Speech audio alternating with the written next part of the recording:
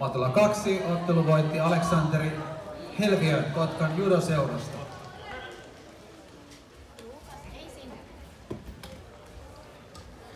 Seuraavaksi Matolle 2 ottelemaan Lari Sirenius Pingviineistä valkoisella ja Dan Rantala Espoon urheilijoista. Valmistautuvat Matolle 2 Niilo Ahro Pingviineistä ja Tung Nguyen Tikkurila judokan.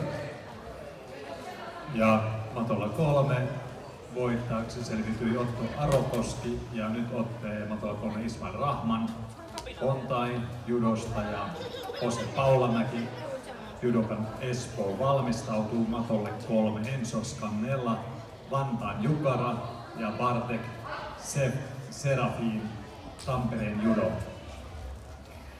Ja muistutettakoon katsojille ja kilpailijoille, valmentajille varsinkin, että tuolta takaa näkyy taululta matsit, tuolta katsomosta katsoen vasemmalta näkyy matsit ja puhelimesta tai tabletista muusta medialaitteista saa judokisa kautta homman näkyviin.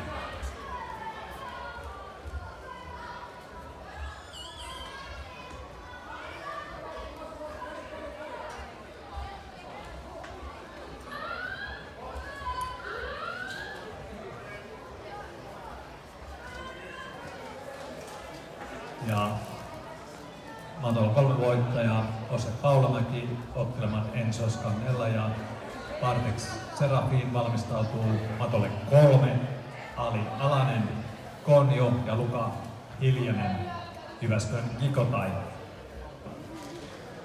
Matolla 2 ottelun voitti Dan Rantala Espoon urheilijoista.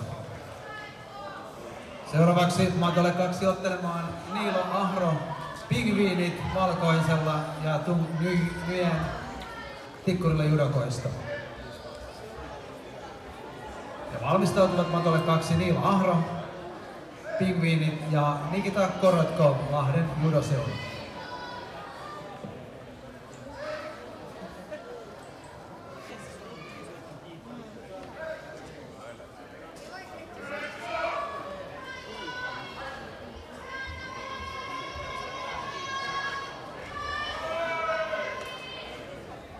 Matolla 1 ottelu voitti tuomaripäätöksellä Chloe Helperi, Hämeenlinnan judoseura.